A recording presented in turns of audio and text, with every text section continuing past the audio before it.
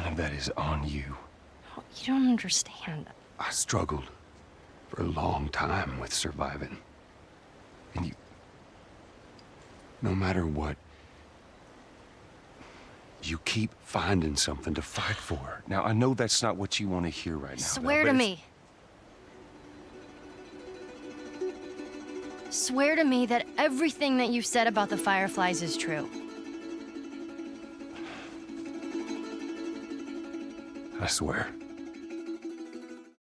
The Last of Us is a game about vulnerability. What being vulnerable can do, and what happens when you have absolutely zero emotion, and how that affects a man's conscience and his will to live. You see, The Last of Us isn't something new or fresh by today's standards, and even when it was being announced, it could have just been written off as another one of the 3,000 zombie games from the decade. And you wouldn't be wrong looking in from the outside, but actually playing this game, getting involved in the character's struggles, moral compositions, and the journey of Joel and Ellie as they make their way across Boston, Massachusetts, all the way to a Firefly base in Salt Lake City, Utah, hoping to find the cure for mankind, after finding out that a simple cargo job was actually a girl who also turns out to be infected, but is seemingly immune to the effects of the virus, and is the only hope there is to finding a cure. So after fighting infected, hunters, and survivors, meeting new friends, and losing a lot, and during these times with Joel and Ellie as they travel across America, we see a man who went from still being haunted by the death of his daughter, which in turn has caused him to fully shut himself off emotionally to where the only thing that matters is to survive. But during this journey that I've already mentioned 4 times, we as the players see Joel slowly open up those doors he put up so long ago. We see Ellie and Joel become more comfortable with each other. We see Ellie learn that the world is a horrible place, but at least she'll have someone there for her. We learn that Joel has a dark past and has killed lots of innocent survivors and all around wasn't the peachiest person to be around. But then we come to this moment where Ellie helps Joel. For the first time, she doesn't stand back and let Joel handle something. She sees he's in danger, and without thinking,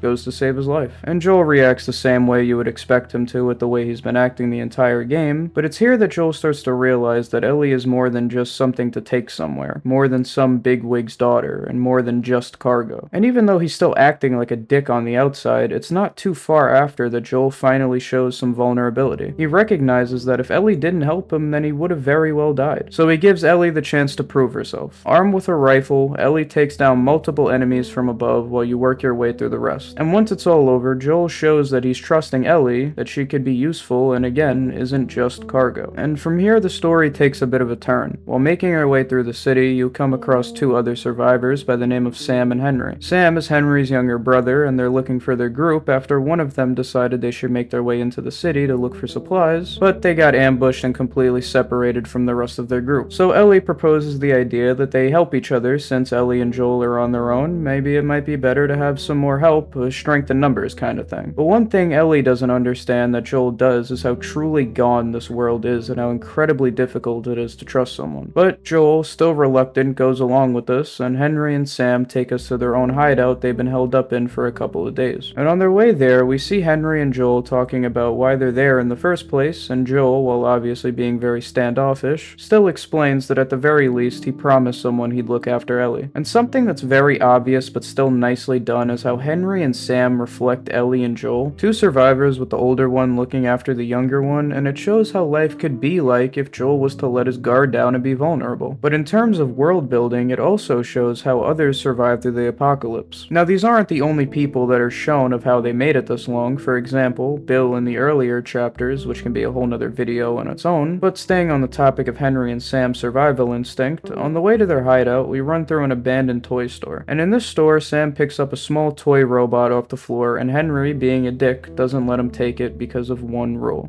What's the rule about taking stuff? It weighs like nothing. The rule. What is it?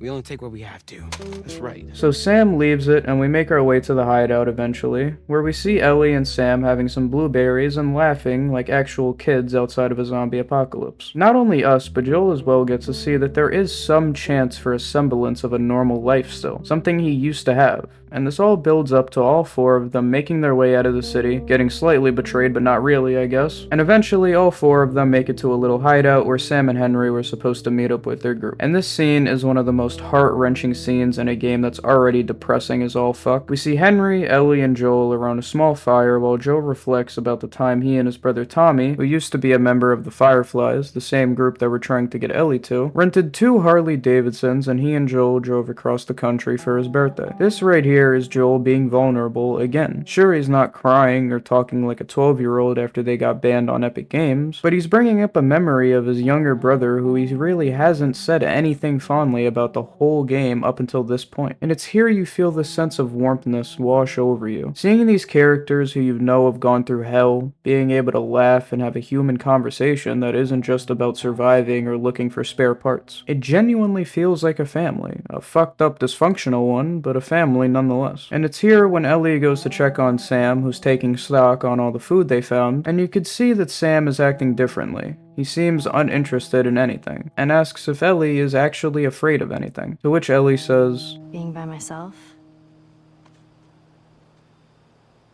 I'm scared of ending up alone.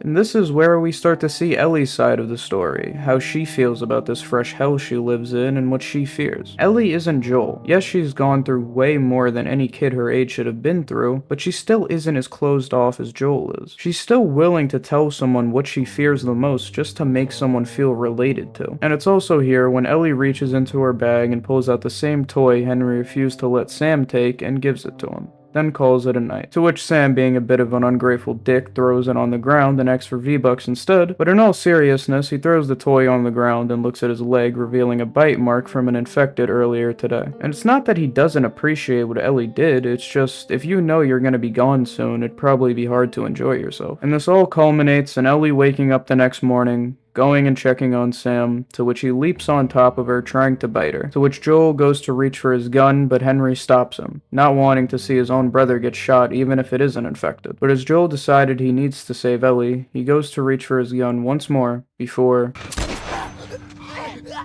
Henry shoots Sam. Immediately regretting his choice and not knowing what to do, he points his gun at Joel, telling him it's all his fault. Joel tries to calm him down, but too late. And it's here that you realize that Henry and Sam are a reflection of Ellie and Joel. But instead of showing how good it can be, it also shows how horrible it will be if it doesn't work out. And Joel realizes it too. Just as Joel is considering being vulnerable and letting his guard down, he gets reminded why he shut himself off in the first place. He realizes why he never tried again after his daughter. And that is just one of the ways that makes The Last of Us truly great. Oh, ha ha. Where did you get the money for this? Drugs. I sell hardcore drugs. Oh, good. You started helping out with the mortgage then. Yeah, you wish.